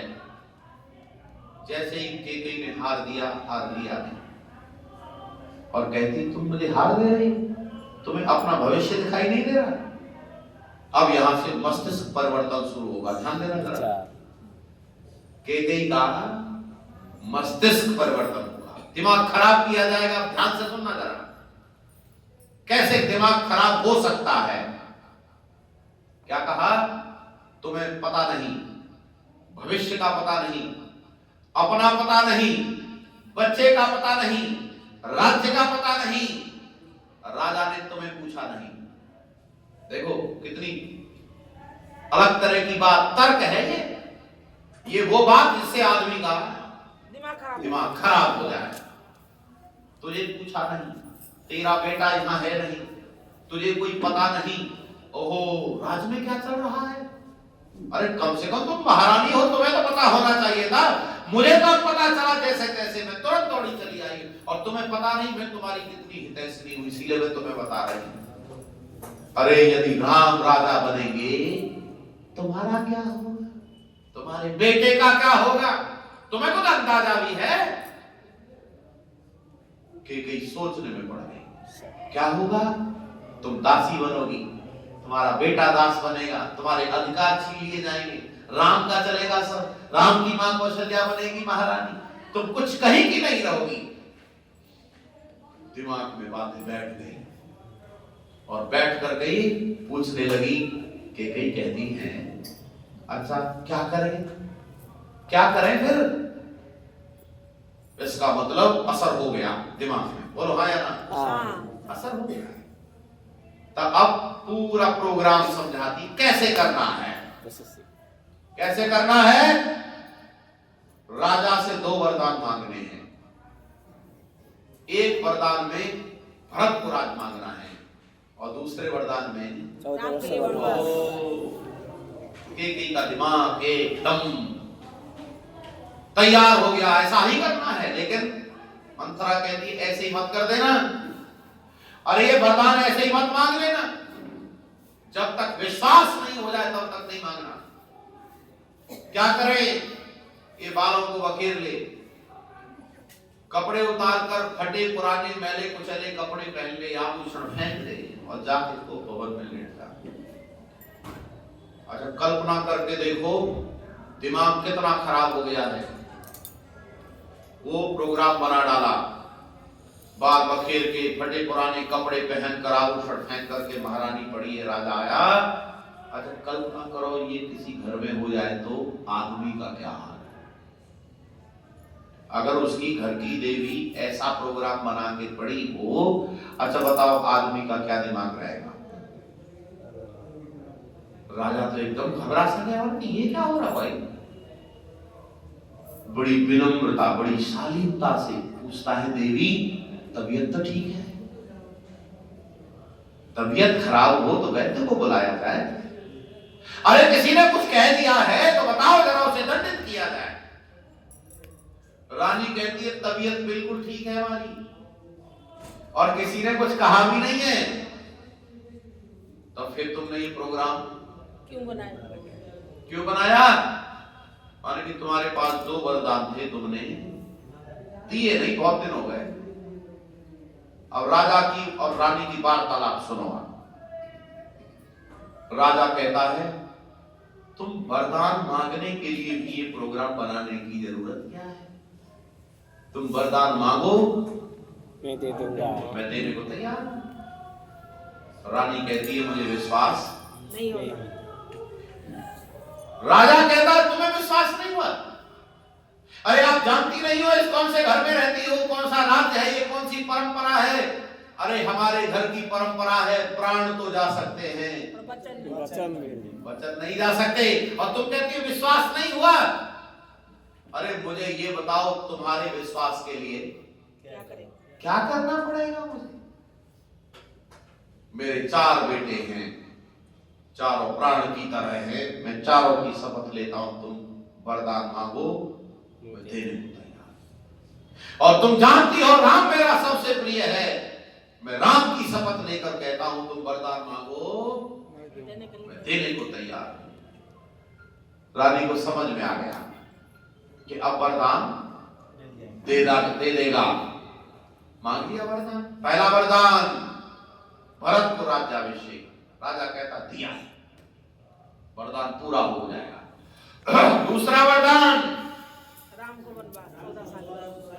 राम को वनवास 14 वर्ष का वनवास। राजा हिल गया। राजा कहता है देवी मैंने तुम्हारा क्या बिगाड़ा है? राम ने तुम्हारा क्या बिगाड़ा है? राम को 14 वर्ष का वनवास क्यों? तुम तो ये कहती थी मैंने राम को जन्म नहीं दिया है, तो क्या हुआ? राम तो मेरा ही बेटा है। तुम राम को सबसे ज्यादा भरत से ज्यादा प्यार करती थी, और राम भी तुम्हें अपनी मां से ज्यादा प्यार करता है। क्या हुआ है? अच्छा कैसे बता दे कि दिमाग खराब हो गया है? अच्छा जिसका दिमाग खराब हो गया वो बताता है क्या? वो तो काम पे लगा रहता है, चाहे कितना भी बिगड़ जाए बिगाड़ के छोड़ता है। ओहो बंधुओं, राजा ने अंत में कहा यदि राम वन को चला गया तो मैं भी जीवित नहीं रहूंगा। अच्छा इससे बड़ी भी कोई बात हो सकती है क्या? नहीं। लेकिन रानी किसी भी बात पर समझौता करने को तैयार नहीं। अच्छा बोलो दिमाग खराब हुआ कि नहीं? पूरा। आओ जरा एक बार जोर से बोलना, बोलो जय श्री राम। जय श्री राम। जैसे आपने सभागार में बैठकर पूरे उत्साह प्रेम और श्रद्धा के साथ जय श्री राम बोला है, पूरे देश में बोल सकते हैं? जोर से बोलो भाई, समझ के बोलो, समझ के बोलो, समझ के मैं क्या कह रहा हूं? नहीं बोल सकते। पूरे देश में बोल सकते हो कहीं भी खड़े होकर? नहीं। आवाज नहीं आ रही आपकी? हाँ जी, नहीं नहीं विचार करके बोलो भाई, मैं क्या कह रहा हूं, मैं कहना क्या चाह रहा हूं मैं? हम यह जय घोष हमारी इच्छा है, हम सब जगह बोल सकते हैं, लेकिन सब जगह नहीं बोल सकते। क्या होगा अगर बोल दिया तो? कई दिमाग खराब नहीं है, यहां देश के बहुत लोग हैं जिनका दिमाग खराब हो गया है, दिमाग खराब हो गया है, दिमाग खराब कर दिया गया है। अरे राम हमारे पूरे विश्व भर के आदर्श हैं, लेकिन अब बहुत लोगों को राम अच्छे, अरे बोलो बोलो, बात समझ में आई कि नहीं आई? बोलो सब समझ में आ गया कि नहीं आ गया? अरे बहुत लोग हैं जिनको राम अच्छे नहीं लगते, बहुत लोग हैं जिनको कृष्ण अच्छे नहीं लगते, बहुत लोग हैं जिनको गीता गंगा गायत्री वेद अच्छे नहीं लगते, और बहुत लोग हैं जिनको सनातन भी अच्छा नहीं लगता। अब आप अंदाजा लगा लो खोपड़ी कितनी खराब हुई है। ऐसी बहुत एजेंसियां काम कर रही हैं जो राम के खिलाफ चल रही हैं। आप किसका पुतला जलाते हो? राम का कि रावण का? जोर से बोलो जरा। रावण का जलाते हो। लेकिन आपको ये पता होना चाहिए कि कुछ लोगों ने इस बार अरे बोलो राम का पुतला जलाया। कितना दिमाग खराब होगा उन लोगों का, उन लोगों का कितना दिमाग खराब हो गया होगा जिन्होंने मर्यादा पुरुषोत्तम श्री राम का पुतला जला दिया। अब अंदाजा लग गया कितना दिमाग, कितना विष घोला जा रहा है भारत देश के लोगों के दिमाग में। कोई जातिवाद के नाम पर, कोई धर्म के नाम पर, कोई संप्रदाय के नाम पर, कोई क्षेत्रवाद के नाम पर, कोई भाषावाद के नाम पर, कोई पूजा के नाम पर, ओह कितना जहर उड़ेला जा रहा है, दिमाग खराब किए जा रहे हैं। कहां से डाला जा रहा है जहर? अरे बोलो बोलो, कहां से जहर डाला जा रहा है? और पूरे शरीर में पैदा हो रहा है जहर, और फिर वो गर्म जहरी में कर रहा है। इसीलिए यहाँ कोई बम्बर करके फट जाता है, कोई लड़की को विवाह करके उसे टुकड़ों में बांट करके और सूटकेस में बंद कर दे। अच्छा वो तो दिमाग खराब है। कितना दिमाग खराब? जिस देवी को लेकर आए, 7 धर्म पत्नी बनाई, उसको काट करके सूटकेस में फ्रीज में बंद कर दिया। ओहो कितना खतरनाक खेल हो रहा है बंधुओं। इसीलिए यदि आपको अपना घर संभालना है और यदि आपको घर के साथ साथ समाज और राष्ट्र को संभालना है, तो एक ही उपचार है, वैचारिक शुद्धि, वैचारिक क्रांति। और इसको अगर कोई सही पवित्रता से कर सकता है या कर रहा है तो केवल आर्य समाज है, दूसरा और कोई संगठन, अरे बोलो केवल एक। आप चाहे तो बात कर सकते हैं, कल तक हूं मैं आपके बीच। मनुष्य बनाने का काम आर्य समाज करता है। औरों को तो पता ही नहीं है कि मनुष्य क्या होता है, वो तो यही माने बैठे हम भी मनुष्य है, शराब पीने वाला भी मनुष्य है, मांस खाने वाला भी मनुष्य है। क्या सही है ये बात? नहीं। एषाम न विद्याम न तपो न दानम ज्ञानम न शीलम न गुणो न धर्मः ते मृत्युलोके विवारभूता मनुष्य रूपेण मृगासरन्ति। एक राजा हुआ है, उस राजा का नाम है भर्तृहरि। आपको साहित्य पढ़ा करो भाई, कुछ किताबें अपनी पर्सनल रखो, किताबें पढ़ो, बहुत कुछ पढ़ना बाकी है। तब आपको राष्ट्र के बारे में पता चलेगा, समस्याओं और समाधान के बारे में पता चलेगा। राजा भर्तृहरि कह रहा है, मैंने 4 तरह के लोग देखे हैं। कितने? 4 तरह के लोग। और मैं 3 का नाम लिख पाया हूं, चौथे का तो नाम भी नहीं लिख पाया, लेकिन समझ में नहीं आ रहा क्या नाम लिखूं इसका। तो आज के लोगों ने कहा, तू बता, क्वालिटी बता, नाम हम कर देंगे। नाम करने में तो हम बड़े माहिर हैं। आज के लोग नाम बहुत जल्दी रख देते थे। हमने तो कुछ बच्चों को देखा अपने मास्टरों के नाम रख लेते, है जी, कुछ भी रख लेते, किसी का भी नाम। एक घटना याद आ रही है, आपको आनंद आएगा। एक व्यक्ति था अनपढ़, अनपढ़ क्या, कम पढ़ा लिखा, बस लिखना जानता था और सब्जी बेचता था। सब्जी बेचता, मोहल्ले में आता तो बहनें आती सब्जी लेकर, कहती लिख ले, कल दे देंगे। तो मोहल्ले की सारी बहनों ने एक दिन कहा कि भाई ये बता तेरे कितने पैसे, हम आज तेरा सब बहनें हिसाब कर देती हैं। और परीक्षा लेना चाह रही थी कि आखिर इसे हमारा नाम पता नहीं है, लिखता कैसे होगा। उसने अपनी कॉपी खोली और बता दिए, आपके इतने हैं, आपके इतने पैसे हैं, आपके इतने पैसे हैं, सबके एकदम टोटल सही सही बता दिया। सारी महिलाएं आश्चर्यचकित हो गई, इस आदमी ने हमारा नाम कभी पूछा नहीं, इसने सही कैसे लिख लिया। तो उससे पूछा, तुम्हारा नाम जानता है? नहीं। तो डायरी दिखा, तूने हमारे बारे में क्या लिखा है? तो पता है, उसने सबके नाम अलग अलग रखे थे। ये कौन है, ये मोटी है, ये कौन है, ये लंबी है ये सबके नाम लिख रखे थे उसने। महिलाओं को बड़ा आश्चर्य हुआ, ऐसा भी कोई कर सकता है, नाम रख देते लोग। राजा भर्तृहरि से कहा, बता भाई, तुम नाम रख देंगे हम। राजा भर्तृहरि ने 4 क्वालिटियां बताई, ध्यान देना जरा। पहली क्वालिटी कहा, एक सत्पुरुषा, ये सत्पुरुष लोग हैं। क्या नाम दिया उसने? सत्पुरुष। एक व्यक्ति, पहला सत्पुरुष। इसे आप देवता कह सकते हैं, इसे आप महामानव कह सकते हैं। क्वालिटी क्या है, गुण क्या है इसका? तो राजा भर्तृहरि कहता है, ये वो लोग हैं जो दूसरों को सुख देना चाहते हैं। अपने कर्मों से, अपने व्यवहार से, जोर से बोलो, क्या देना चाहते हैं? सुख देना चाहते हैं, चाहे बदले में दुख मिले। कई बार लोग बदले में सुख मिले ऐसा होते हैं, लेकिन ये बेचारे नंबर 1 वाले ऐसे लोग हैं जो सुख देते हैं, सुख देने का यत्न करते हैं, सुख का प्रयास करते हैं, सुख देने का विचार करते हैं, चाहे बदले में दुख मिले। 1 नंबर के लोग।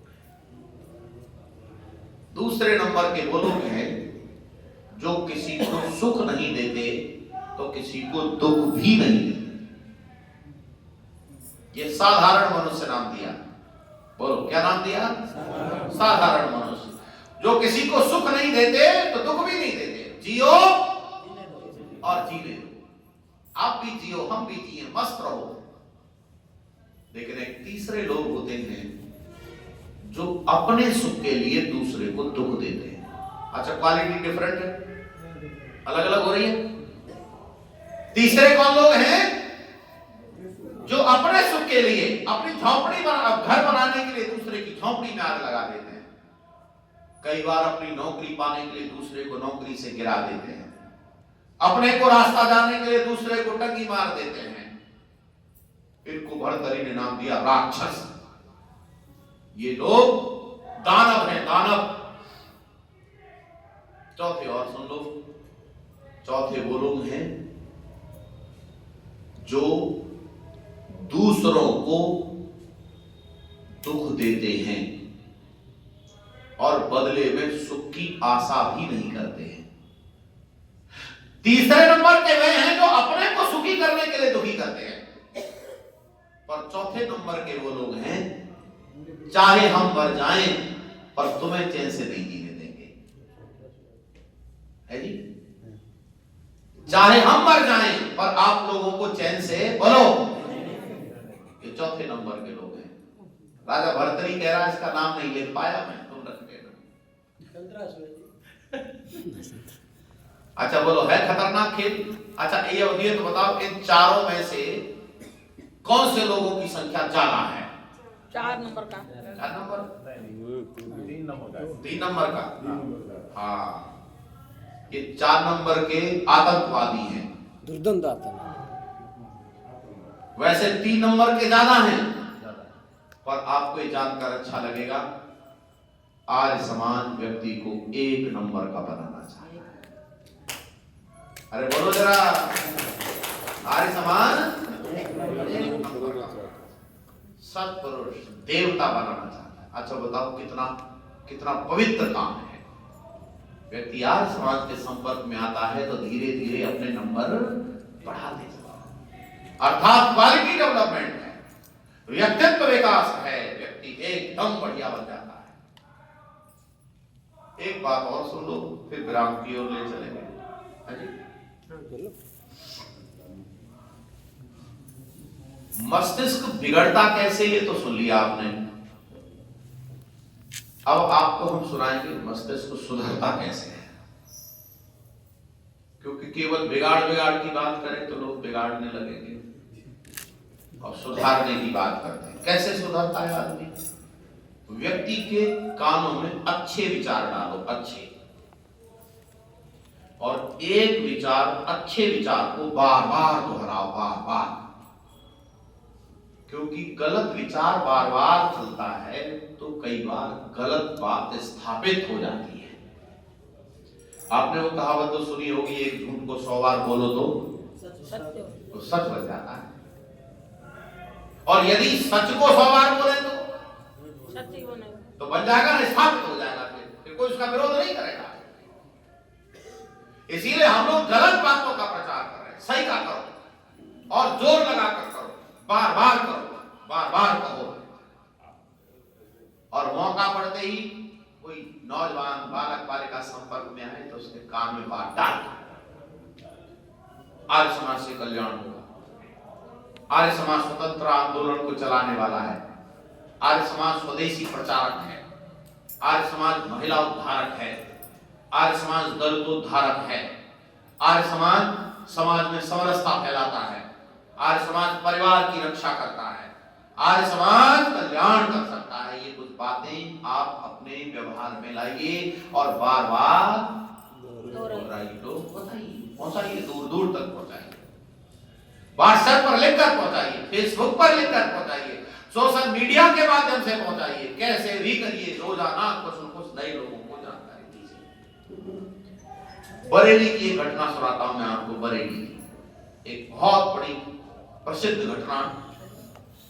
बरेली में एक कोतवाल नानक चंद नाम के कोतवाल थे। वहां पर एक नानक चंद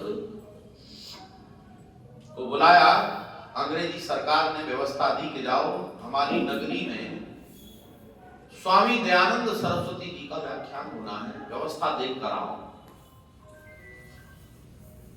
तो वो गए, अपने सिपाहियों को लेकर के व्यवस्थाएं प्रबंध कर दी और एक दिन का व्याख्यान सुना। व्याख्यान सुनकर घर गए। उनका एक बेटा था मुंशी राम। क्या नाम? मुंशी राम। अच्छा, इस लड़के से परिचय कराते हैं नौजवान से। ये कैसा नौजवान है? झूठ बोलता है, शराब पीता है, मांस खाता है, व्यभिचार करता है। अच्छा, नास्तिक है, ईश्वर को नहीं मानता, वेद को नहीं मानता, देवी देवता को नहीं मानता, भारतीय परंपरा को नहीं मानता, अंग्रेजों की तरफ झुकाव है, अंग्रेजियत को मानता है। ऐसा नौजवान है। अच्छा, ऐसे नौजवानों की संख्या घट रही है कि बढ़ रही है? बढ़ रही है। हाँ, इसीलिए और ज्यादा ध्यान से।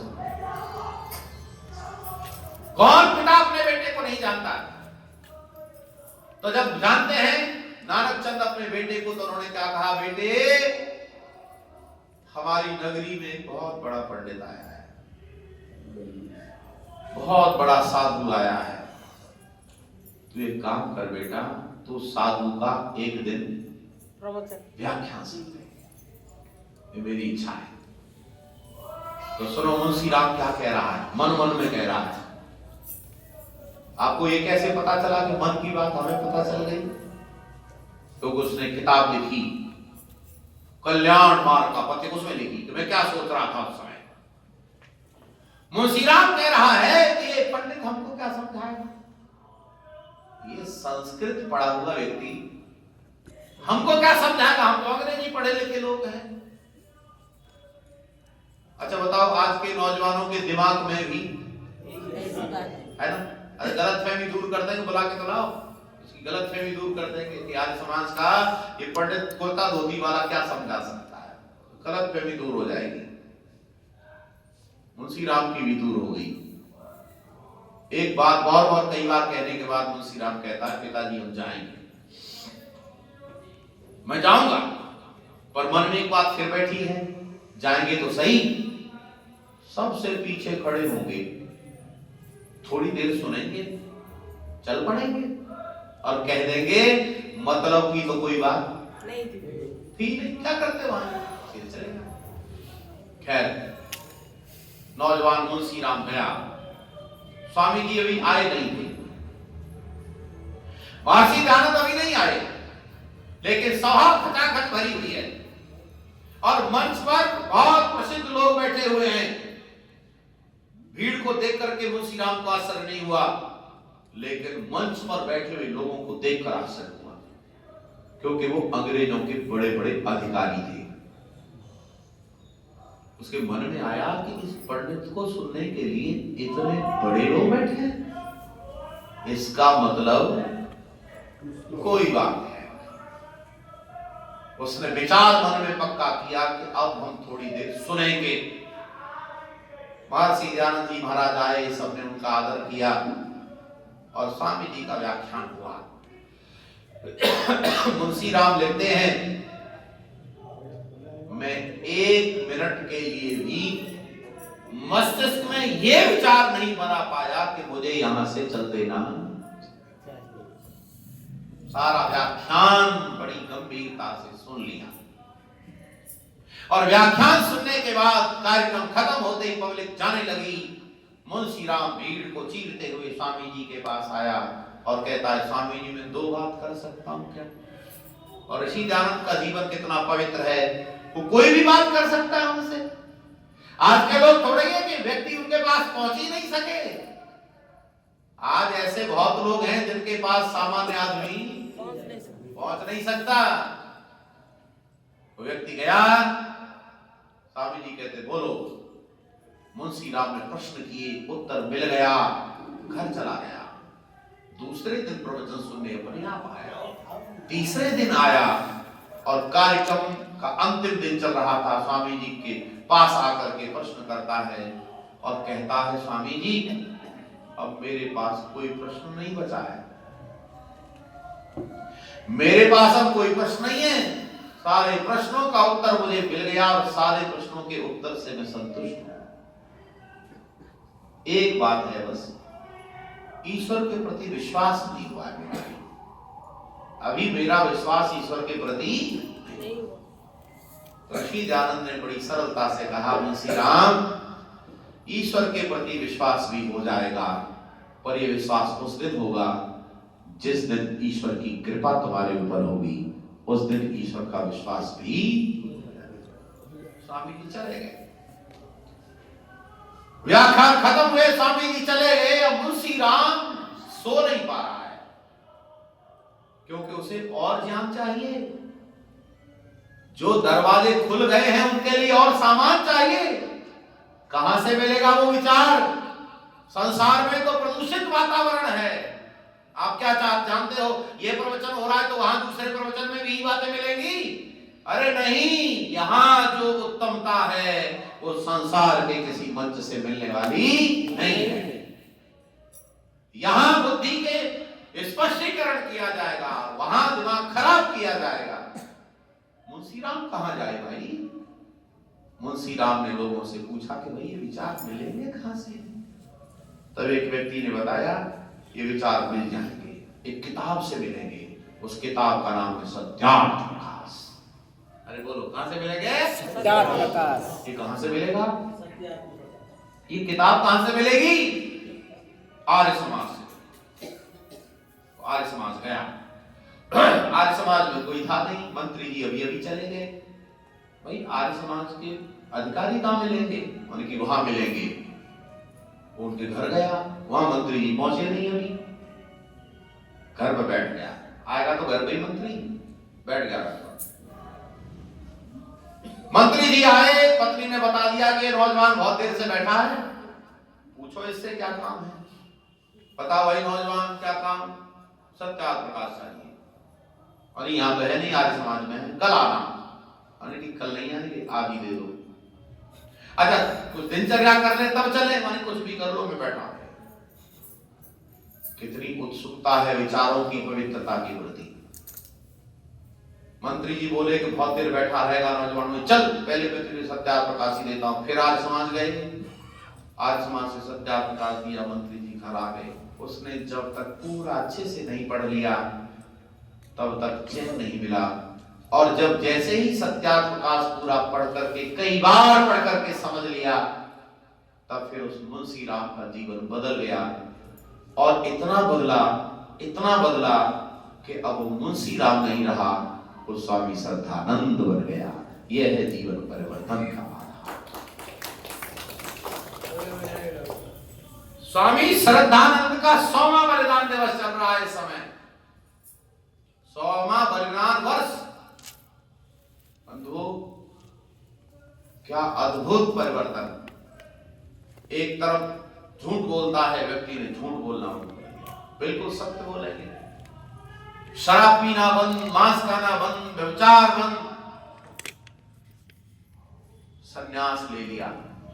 और ये वो सन्यासी है जिसके नाम कई विशेषताएं हैं। उनमें सबसे पहली विशेषता है बालकों के लिए सबसे पहला गुरुकुल फिर से स्थापित करना, गुरुकुल कांगड़ी। बालिकाओं के लिए जालंधर में सबसे पहला विद्यालय चलाना।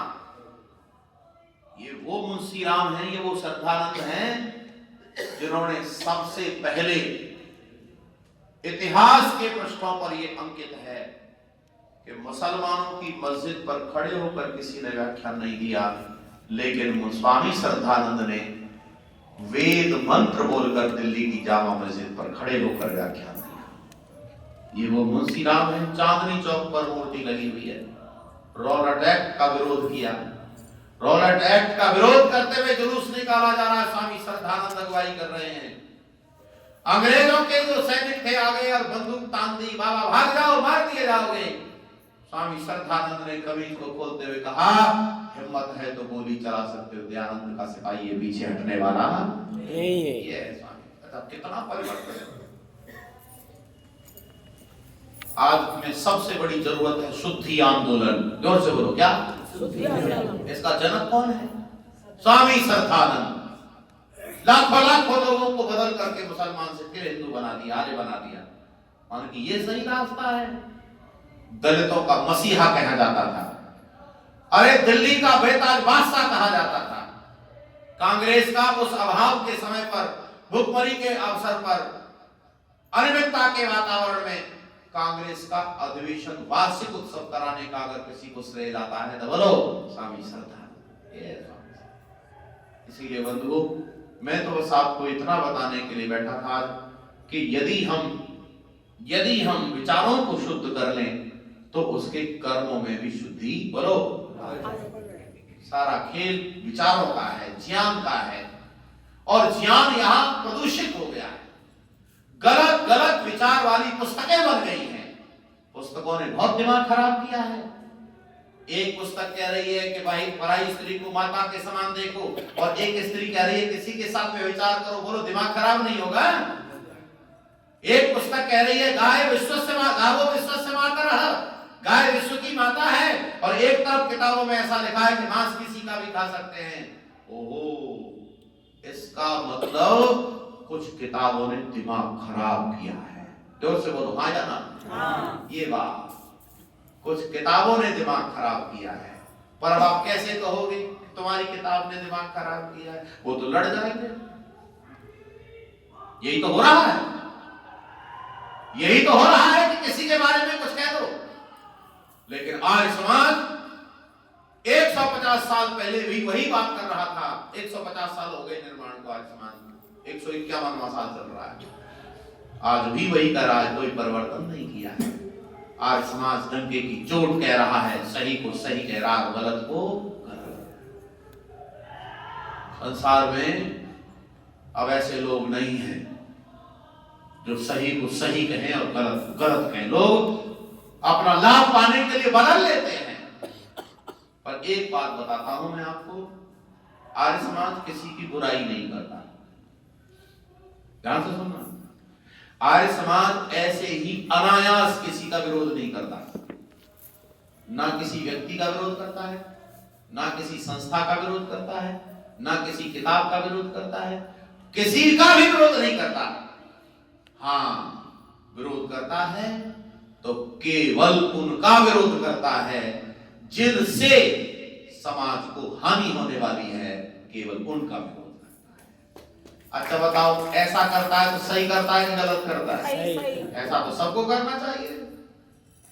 यदि आपको हानि हो रही है और मैं आपको बता दूं तो गलत कर रहा हूं क्या? ऐसे तो भाई डॉक्टर भी गलत हो गया, मास्टर भी गलत हो गया, सारे लोग गलत हैं अगर ऐसा कह रहे हैं। डॉक्टर कह रहा है कीड़े लग जाएंगे, दांत साफ करके सोया करो। अच्छा तो क्या बात करते, तुम विरोध करते हो? हमारा विरोध करते, हम नहीं सोते। अच्छा बोलो, डॉक्टर गलत है कि हम? हाँ, ऐसे ही जो लोग आर्य समाज का विरोध करते हैं वो गलत हैं, आर्य समाज गलत नहीं है। उन्हें समझना पड़ेगा, आर्य समाज चिकित्सक है, आर्य समाज अध्यापक है, आर्य समाज मार्गदर्शक है, आर्य समाज विश्व कल्याणकारी संस्था है। सारे विश्व का कल्याण अगर कोई कर सकता है तो आर्य समाज क्यों? क्योंकि यह शुद्ध विचार, स्वस्थ विचार देता है और स्वस्थ विचारों से मस्तिष्क भी स्वस्थ रहता है और कर्म भी ठीक होते हैं। इसीलिए अगर स्वस्थ समाज का निर्माण करना चाहते हो तो स्वस्थ विचारों से। कल शाम को एक चर्चा और होगी, हम कल आगे इसे क्रम आगे सुनाएंगे। आपने बड़े धैर्य से सुना, मैं समझता हूं बहुत अच्छी। आप सभी का हृदय से बहुत बहुत धन्यवाद। आचार्य आपण बुझेले मनुष्य मनुष्य क्या कहे मनन चिंतन पूर्वक जो लोग कार्य करे ताको मनुष्य आपण सेटा हृदय में करेंगे, निजर आचरण आनिबे, भला। द्वितीय कहे शिक्षा। शिक्षा आम कोट आम स्कूल कॉलेज यूनिवर्सिटी, किंतु गुरुकुल एपरी एक माध्यम माने गुरुकुल माने अलग बहुत गुरुकुल अच्छी, किंतु आर्य समाज गुरुकुल एपरी एक माध्यम जे आपको कर्म जोगैब